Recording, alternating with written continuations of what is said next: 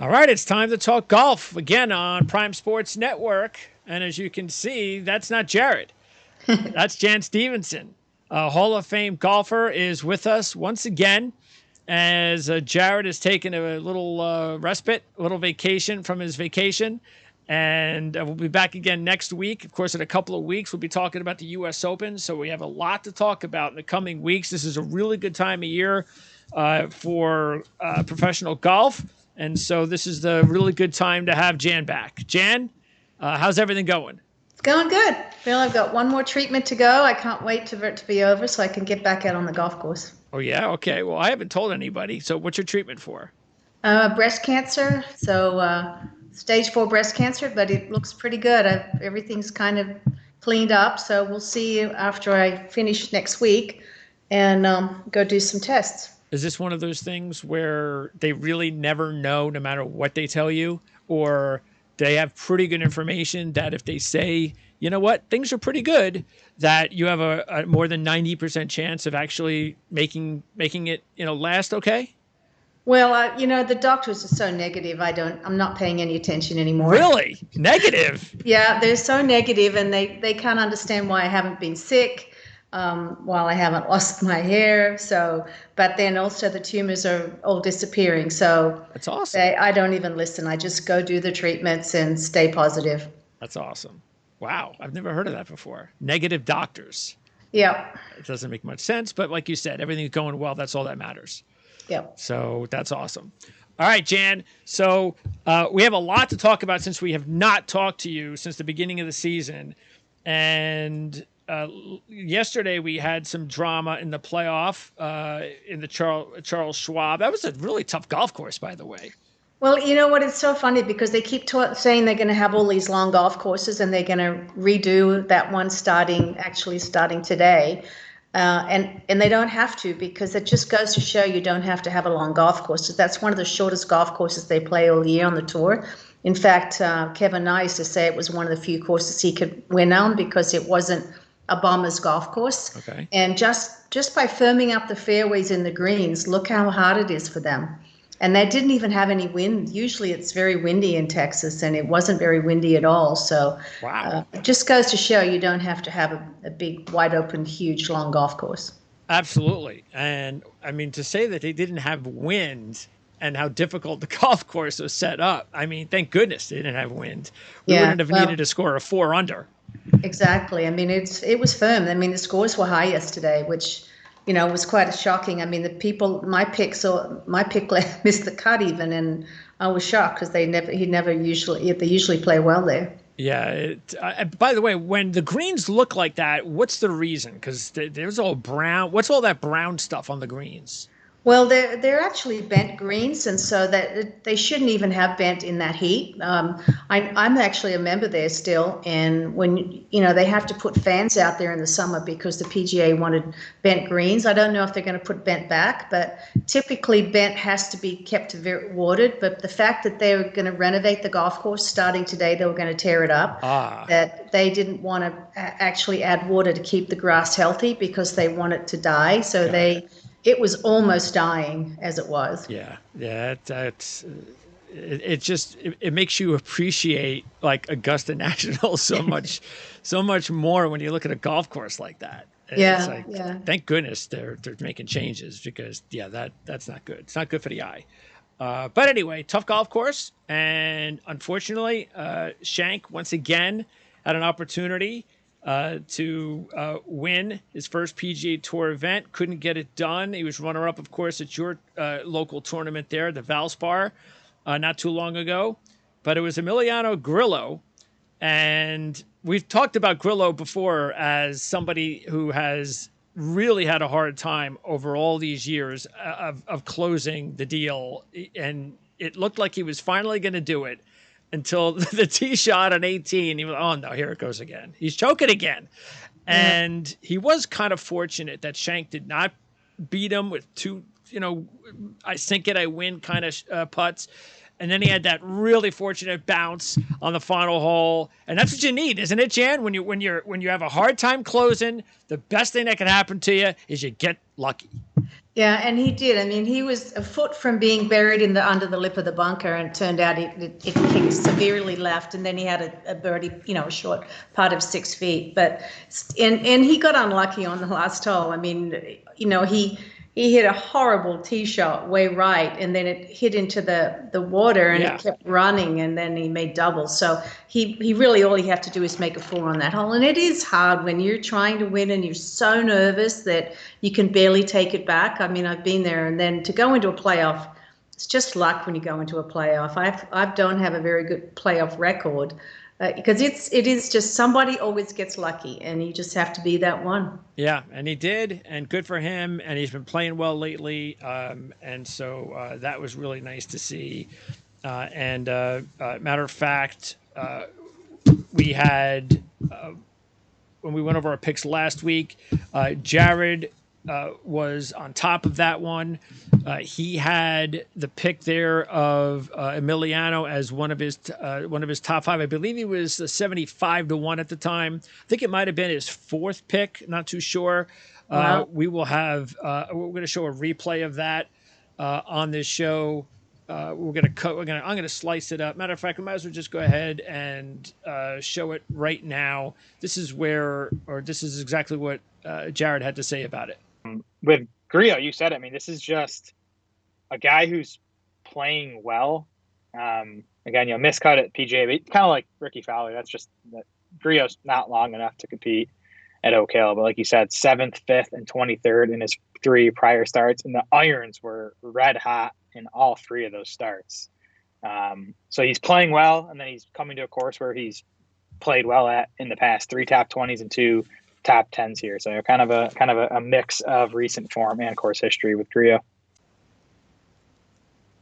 All right, so Jared was spot on with that, and that's good because we got to get going here. It's been really tough this year. I mean, I've had tons of players, even this past weekend, tons of guys in the hunt on Sunday, and it's just very hard nowadays to get to see your picks close. It's just, and that's what's great about the sport. There's so much parity in the sport nowadays that unless you're just going to go, all right, yeah, I'm going to pick Jon Rahm or Scotty Scheffler every week, and and even that is not easy because Scheffler has had what now? We think he's up to like 15 straight top 15s. But he's only had 2 wins out of those top 15s. It shows you it's not so easy, even for the best ones. Well, and he's such a great ball striker. I mean, his putting has really been the thing that's let him down. I mean, he's missed a lot of short putts, and everybody's breaking it down what he does. I mean, he takes it. It's kind of like his golf swing. He takes it a little bit inside and over, and then cuts across it and hits it in the heel. And so he hits a lot of pulls, especially in left-to-right putts. And it's only with his short putts. He strokes it fine with the longer putts. And so I'm sure that they'll work on that the next couple of weeks because he could have won, like you said, he could have won the last 6 events in a row. His ball striking's been so impressive, and he's way down the list in ground, for putting. Wow. Putts per. So I think that if he gets that fixed, he's just striking it so well. Yeah, and because like Rahm is different. Rahm has not had that every single week. I'm in contention, but that's okay. I mean, it doesn't necessarily have to be that way. Rahm is still winning events, and he's won more events than Scheffler over the same period of time, I believe. So now I think he only has 1 win recently, but still, and he hasn't been as hot as he was earlier this year. But yeah, that's why I forget who it was. It might have been Immelman. Somebody made a remark yesterday about how, boy, if Scheffler, like you said, if Scheffler just gets the putting going, man, he's really going to get hot. And I was like, I think you have to say that a little bit differently because the guy's hot. The guy had 15 top 15s. If that's not hot, I don't know what is hot. Maybe you should have said like scary hot or something because it'd be even better. Yeah, because I mean, he really could have won. The only one that he struggled with was when it rained one of the days, and he slips a lot because he has a lot of excess foot movement, and he was slipping, and then it really showed. He was hitting a lot of shots left. The PGA. But it's amazing that you guys. I mean, I'm supposed to know so much about it, and you guys are whipping me. Oh, on the fantasy team. On the fantasy golf, well, it's the first year. It's not easy. You've never played fantasy before. We've done fantasy, so it's you're not going to get it on the first try. But the problem is with your fantasy team is you just haven't had your best players. It's about your best players, and your best players, especially Rory, has not taken off yet. He has no wins. And he's really struggling. I mean, he's really struggling with his driver. I mean, he was terrible at the PGA. He just hung in there because it was in his wife's hometown.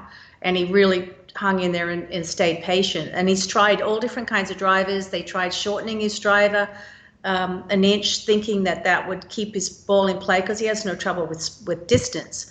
But he's not swinging well. And he's really losing confidence. So the fact that he hung in there and still finished in the top 7 with as poor as he was hitting it, it's pretty amazing. If he ever gets his driver straight, it'll be okay. Yeah, that's why I actually think he could be dangerous this week because, as we know, just taking a look even at like say Jason Day, he was on that incredible run earlier this year. He was looking like he was going to win any minute, gets off to a good start at Augusta, and it completely falls apart. And then for next couple of events, does nothing.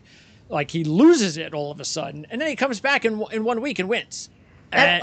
You're right. That's what you said about golf, though. It's just one of those sports that one little momentum thing can change everything. Yep. But he's also making changes in his golf swing, which makes it hard because you don't trust it at first. Yeah, so it's nice to see he was able to get a victory, and it'd be nice to see if he can contend for a big event.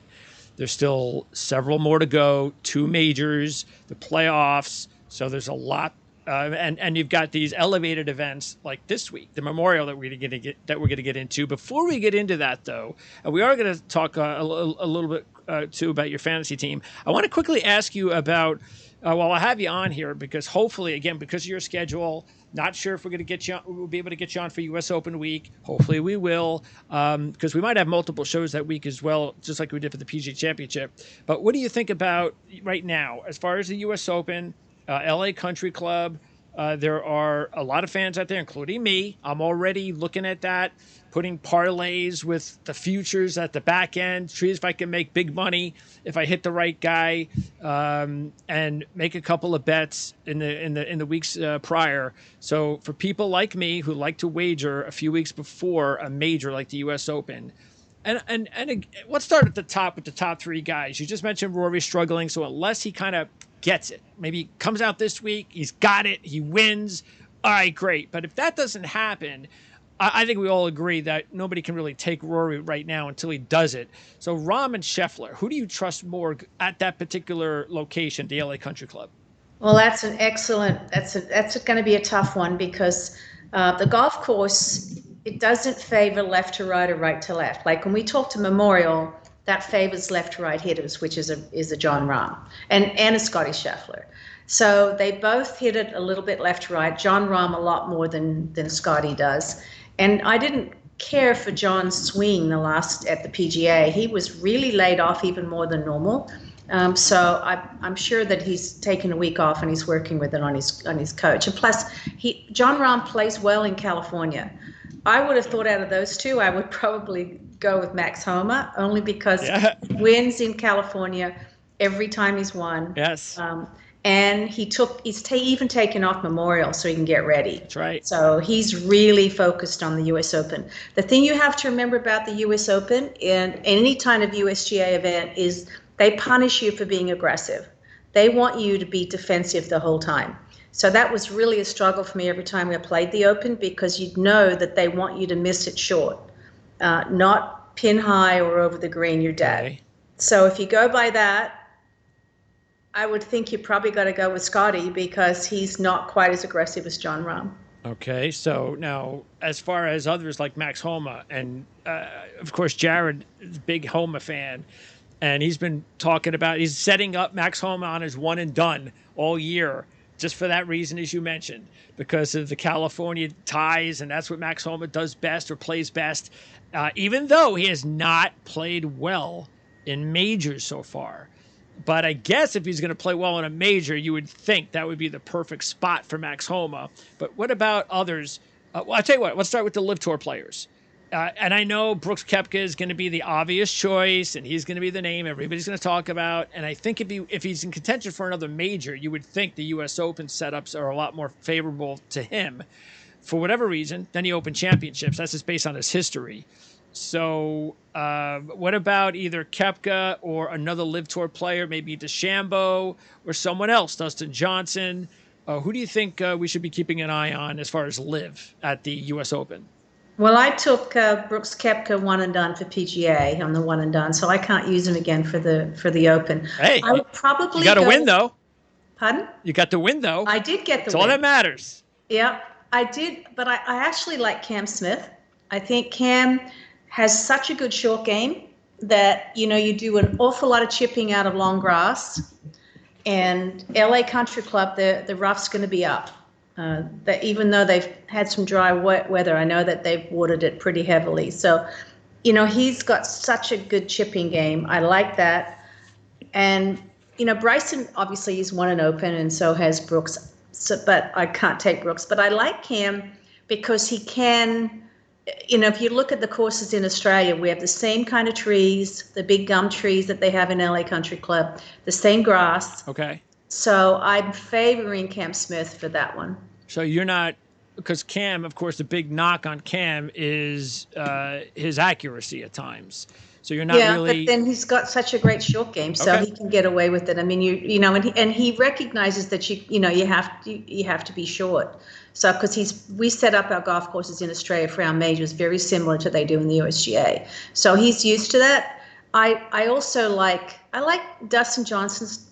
And both Bryce, because length is a huge advantage right now. They're making the golf courses for the U.S. Open so long that they cut half the field automatically because the courses are so long. Okay. And what about some others as far as, not just the U.S. Open, but the Open Championship, like Victor Hovland? He is now all of a sudden playing like this year, all of his good results are at the biggest events. So he's like instantly, and maybe it's strategy. I don't know. He never used to be that way. Now he's that way. Now it's about the results are just saying he only seems to care now when he's playing in the big events.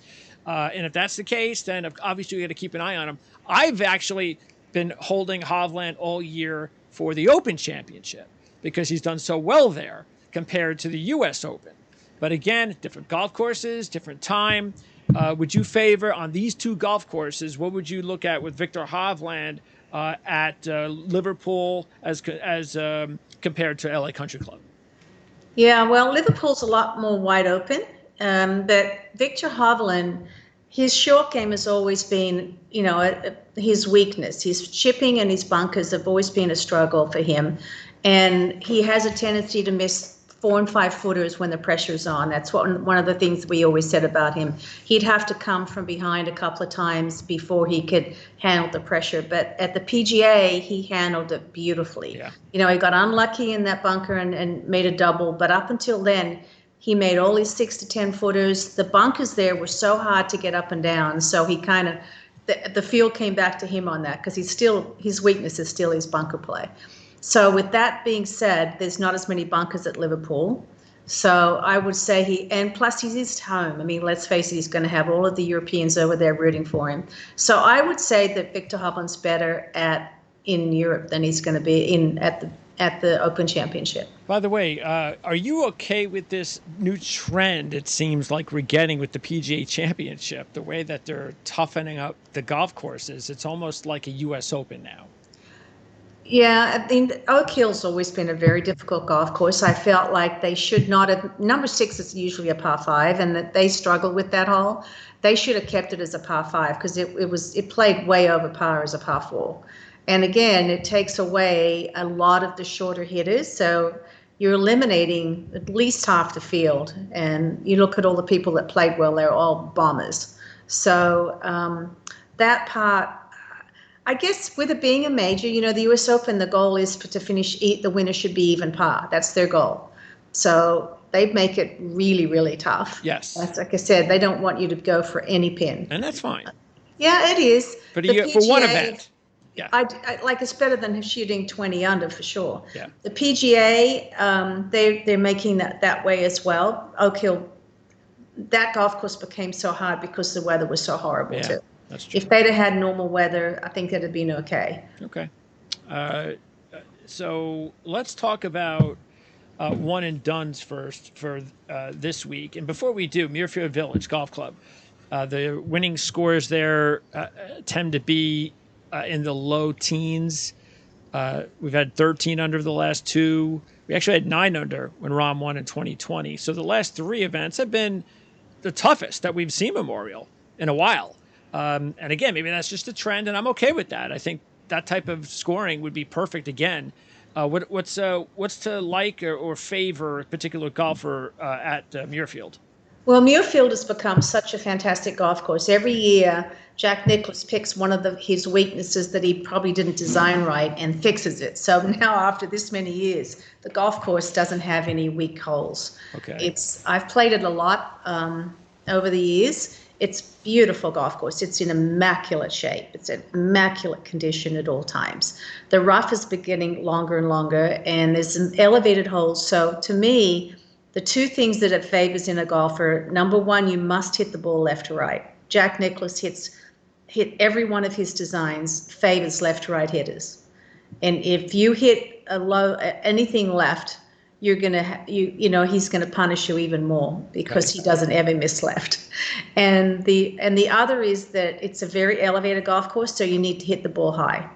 So you've got to figure both of those things. It needs to be someone that can work the ball left to right, and it needs to be someone that hits a very high ball, which means you're going to have to hit it long. The golf course has gotten longer and longer and longer again. So if you go by that, you've got to, I've already taken Scheffler. I took him in the one and done, I took him for the Tour Championship, which was a good one to take him for.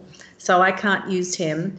John Rahm is a big left to right hitter, so he's a huge favorite if nobody's used him yet. I've taken Cantlay.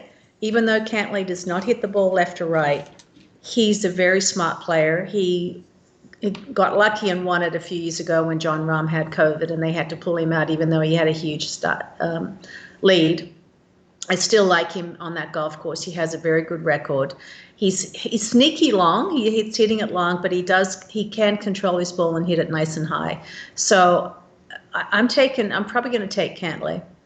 Okay. And did you say you took Rahm already? I have not taken Rahm. I'm keeping him. This was one I was keeping him for, but I may actually keep him when I think about Liverpool. I may keep him for Liverpool. Oh, okay. Now, this is actually, I think, I think there's more available the way it works on fantasy with these elevated events. I believe you can actually make more money this week. Points-wise. It's a lot of money. Yeah. So, yeah, I haven't played Rahm yet. I might take him this week.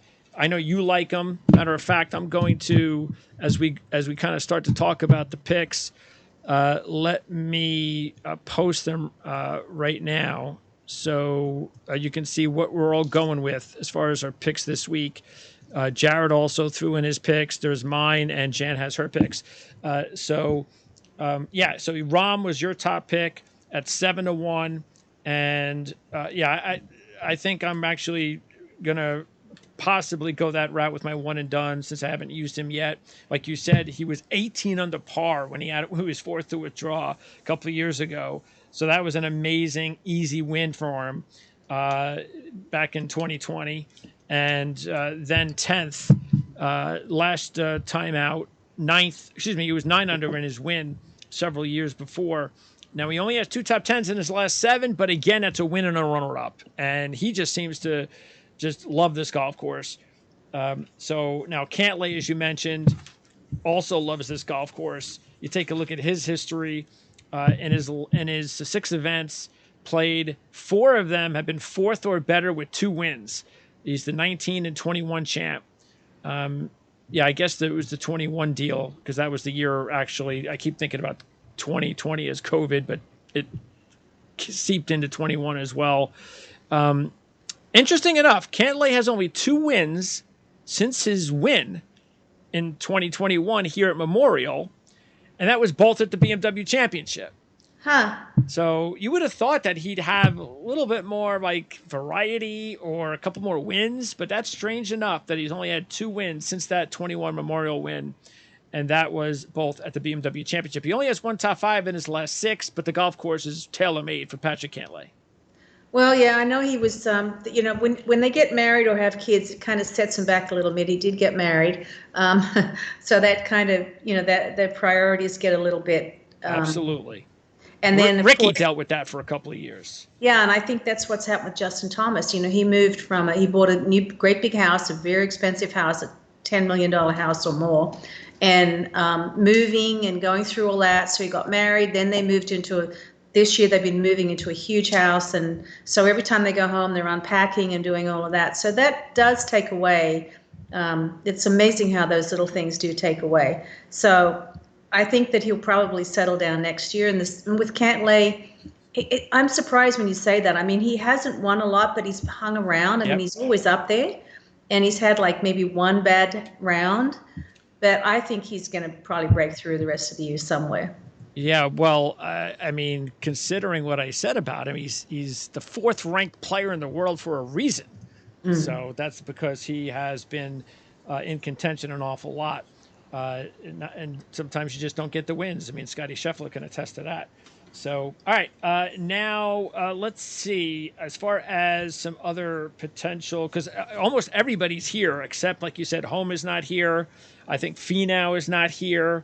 I think those are the 2 big names, as far as I know, that are not here. And as far as some other potential one-and-done candidates, I don't know yet what Jared is. I haven't talked to him yet, obviously, about that. But as far as, look, Jordan Spieth would have been an excellent pick this week, but he's got the wrist injury, I guess, and he was red hot until that happened. And now all of a sudden, you kind of can't even take. I mean, he gets off to a good start in his last event, and then he just went the opposite way. So you just can't really tell what Jordan Spieth is, unless I guess he just demonstrates it for more than just 1 round. I think you got to stay away from him until then, because I just don't know what. And interesting enough, Jordan Spieth, I don't think has had. What has he had, like 1 win in the last 3 years or something like that? Yeah, I mean, he lost in a playoff at Hilton Head, but.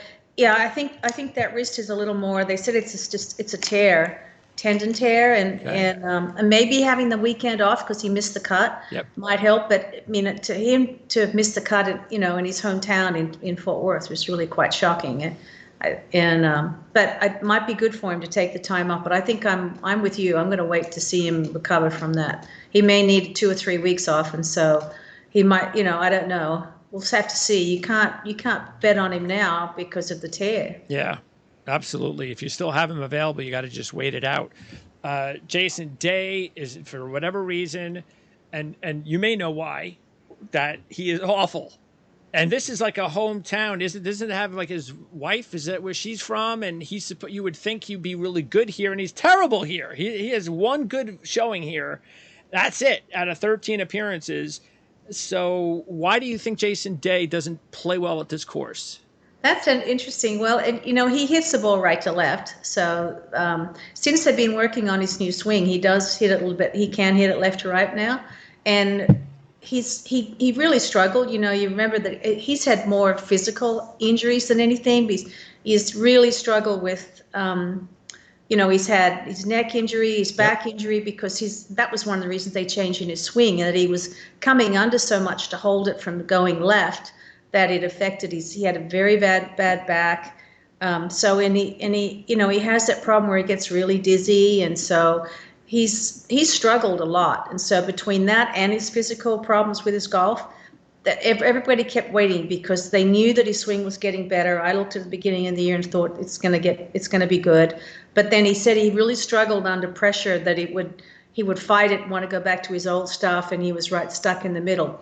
I predict that he's going to play well next year because I think his swing will be settled down. I'm glad to see he already broke through this year. Yep. And some people play better when they're their family and their hometown, and some people don't. It's too much pressure because they want to do it so much, and it is his wife's family is from there. But the golf course should suit him. yes, it calls for left to right, but now that he can do that, it should suit Okay. him. But he is aggressive. You have to remember he's an aggressive player. And this one is set up kind of like the Open, where you've got to be kind of sneaking up on it, hitting it a little bit left to right and not going for it. All right. And one more name for one and dones. If you haven't used him yet, I think you should think about it. I've taken him a lot lately. I probably would have taken him again this week on our official picks, but Jared took him as his top pick this week, and that's Tyrrell Hatton. Hatton is 30-1 officially. He's only played here once, but he was 3 under par in 2019, finished 33rd. He's got 12 top 20s in his last 18, a couple of runner-ups. One was at Players. He was 3rd not too long ago at Wells Fargo. He's as hot as he's played ever on the PGA Tour, and yet he hasn't won during this stretch. So he's close, and maybe this is the week. I agree he's close. I don't know that he can win a major, especially an Open, because he is very aggressive, which I love. He just goes for pins, and I just think that's great. He's got, a fiery personality, so it reminds me of me when I played, and it's really hard to play majors because you've got to be so patient, and especially an Open, an US Open, you've got to be very tentative and, like I said, defensive. With this course, it might suit him because, he can work the ball both ways, and he hits a nice high ball. He's really playing well. He's got a really good golf game. He did great when he played on the DP World Tour. He, won 2 or 3 times over there. I predict once he breaks through, he'll win multiple. But getting him to break through is tough. Yeah. And again, he's one of those players it's better to break through from coming with a low round on the last day and not taking the lead with him. And then after he does that, then he'll be okay. Well, the good news is that out of his one PGA Tour win, it happened to be at the other great player's golf course, Arnold Palmer at Bay Hill. So considering he's won his only PGA Tour at Bay Hill, maybe the stars align and he does it at Jack Nicklaus's memorial. So that's a good idea. That's a good point. Yeah, so maybe this is a good setup for Tyrrell Hatton. So again, one and done. If you're looking outside the box, he's not a bad outside the box player to keep in mind. Okay, so as far just going over the picks, let's see, Jan. Again, we mentioned Rahm. Now you're I would call him a sleeper or an outside contender because you can call him that if you want. But he did finish an impressive 5th here last year. And that was Sahith Theegala. So he's going to be your second choice. He's very hard to pinpoint from week to week what he's ever going to do. But, you kind of feel like he's another one of these players that it's just inevitable. At some point in time, he's going to win. And he does seem to play well in big events. So you like him this week. I do. He hits a really high golf ball, which you need that for Muirfield, and also he hits it really long. And he's been playing well. He hasn't broken through, and he's one of those ones where he's like a Cam Young. You're going to when you hit it that far, and length is a big deal at Jack's courses. And he actually has quite a wide driving area. Jack is, and it's another one for Rory because Jack always has that. If you can hit it long, then you just, then you get a little bit of reward and it opens up a little bit. So it gives him a little bit of freedom, and I think that's going to help because he's got a great short game. I like his chipping method, and he's one of those ones that's just going to have a great career. All right, let's talk about a few other players that are on our picks list between Jared and myself. Jared has Shane Lowry as one of his picks. I have Ricky Fowler and Adam Scott on my list. So let's talk about those guys. Lowry, I was thinking about him as well. When Jared took him, he was off my board, but I like the idea there. He was 6th here in 2021, so he's shown that he can play here. By the way, this is also important to note. For whatever the reason, you don't really have to have a great track record at Muirfield Village to win here. As long as you just, I've had one good outing. out of 4 or 5, you know what? That's all you need here at Memorial. And then you could all of a sudden come out and win the very next year. So that's something to keep in mind when you're taking a look at the past performances. But Shane Lowry has not had the year that I think most of us would have expected. But maybe this would be a good week for him to try to get going before the second half surge. That's a good point. I mean, Shane moved his family from England over to Florida. So he settled in, and he really wants to be able to play, spend the winter working on his game. And I thought he'd come off to even a better start than he has for those reasons. And so now that he's basically a Florida boy, I think he's going to he's settled down now with his family or in school. So that's good. I actually would think he's better for a U.S. Open because he's got a really good short game. I love the way he chips. I love the fact that he's patient and doesn't lose it. Muirfield, and it's interesting to say that because if you're right, you have to know the golf course. It's really hard if you've never seen it to know all the little intricacies of the way Jack designed it. But if he's had a good finish here, then that's a good thing because he knows the golf course. So he probably is a pretty good pick. I would have picked him more for the Open, but that's probably a good pick. Yeah, because I looked at a trend here. Only 3 of the last 10 first-time winners who made at least one prior appearance here scored a previous top 15 on this course. Just 3. And now Billy Horschel did it last year when he won. And he had, I think, 3 prior top 15. So he actually played well at this golf course before and then won last year. So you don't even have to have a top 15 prior at this golf course to win, which is interesting. And then I'm going with, in that same odds zone, I'm going with Fowler and Scott. I just think Ricky now, where he is with his game, is getting really close. I would have liked to. I feel a lot better if Ricky would be there on a Sunday in contention, before he wins, because you know how difficult that's going to be because he hasn't been in that spot in a while in a big event. The one that he was runner up at, though, I forget, there was Zozo or something like that. But no one was really paying attention at that time of year. But with Ricky's game right now, if you look at it, he has 9 top 20s in his last 11, and the 6th place finish last week was very strong on that tough golf course. And he has 6 top 25s on this golf course, including a runner-up twice, 2017 and 2010. And then the other one I have is Adam Scott, and I just feel the same way, just like what Justin Rose did with his win. I kind of feel Adam Scott, if he continues to play like he has recently, this little stretch, his last 3 or 4 events stretch, if he can keep playing like that, I think maybe he might be able to get a win as well. He's made 13 or 14 cuts on this golf course with 6 top 20s, 4 top 5s, and a runner-up. I think he's won there too, hasn't he? No, Adam's never won here. Wow, I would have thought it's a good golf course for him. Well, out of those 2, I think you're right on with Ricky. Ricky's golf swing has gotten better and better. Remember, I didn't like it last year when he was so laid off and shot. Yep. But he's worked really hard with Butch, and his swing is good. The thing I like about Ricky, he's got such an amazing short game. He is one of the best putters I've ever seen. His stroke is beautiful. So the fact that he can save par when he gets in trouble, and that's the problem with Adam. Adam is a far better ball striker. In fact, if you watch Adam hit, it's so impressive. I mean, his ball striking is like a Scotty Scheffler's. I mean, if he could putt, if he could putt like Ricky, he'd win every week. And so they're 2 totally different players. Adam Scott from tee to green is brilliant. And Ricky, he still hits that left shot sometimes, and he blows it out to the right because he's so short, and he gets stuck. But saying that, Ricky's got a better short game. All right. And before, as we close out here, and by the way, again, all the picks, everybody can see all the picks, the ones that we even didn't go over.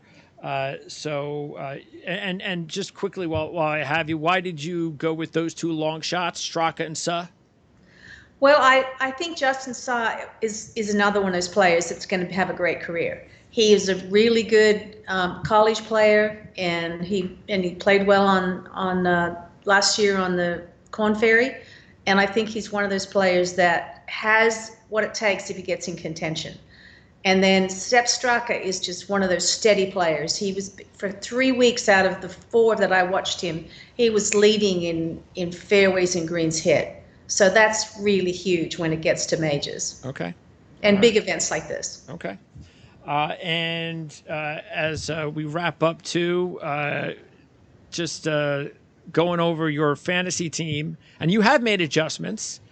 And by the way, I didn't realize it, but the Live Tour has actually been a big deal with our scoring. Now you had Dustin Johnson finally broke through with his win, even though still he hasn't had a great year for the most part, hasn't done anything in his 2 majors. Bubba Watson's done nothing. You haven't gotten anything out of Paul Casey. And that's really where, and then Bryson DeChambeau is just starting. Now, maybe if Bryson DeChambeau can get his game going, what we saw at PGA, then maybe he could do some damage for you the rest of the season.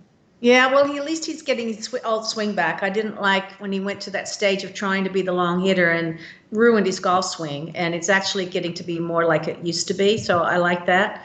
Paul Casey's been hurt a lot. He's got a bad wrist, and so that's been tough. And I should have taken him out when I knew that he was injured. And I know I'm so disappointed in my players. Bubba's done nothing. Yeah. And I don't even know why I took him, because I look back now and go, what was I thinking? His golf swing's awful. So I always go by the good golf technical swings.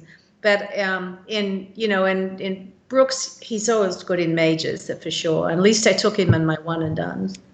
Yeah. I'm so disappointed you guys are beating me by that far. Well, again, though, that has to do with Jared has both John Rahm and Scotty Scheffler on his team. That goes a long way. And again, I'm benefited because I have a lot of success from my Live Tour players. Yeah. I mean, I have 2 wins from Taylor Gooch. I have Brooks Koepka, who's just been a monster for me on the Live Tour and the PGA Tour, of course. And even Phil had a runner-up at Augusta, which helped me out. Yeah. So I've really had most of my success on the Live. I mean, I've had my share of disappointing players like Justin Thomas, and even Colin Morikawa has been a big disappointment after getting off to a good start for me. Yeah. So there's still a long way to go. It's just a matter of, guys, I mean, your players like Hovland, Cantlay, and McIlroy. Those are your guys. Those are the guys that have got, and even Tony Finau. If you can get some big wins from those guys, especially in the majors, then you can get back into it. So I need to, and if not, I'll be able to go after you guys next year. I'm going to study it. There you go. Especially again, not knowing. I know it's difficult, and I just put this together myself. It's not like something that we grabbed from, and we're using like a professional format. This is our own format. So I like it. I think it's good. Yeah, we're having a lot of fun with it. All right, Jan. So Thanks a lot. Appreciate it. I hope we get an opportunity to talk again before one of these majors coming up. I know obviously it's all going to depend on your health, and we wish you nothing but the best. Thank you. Thanks. Good to talk to you. Bye. Likewise.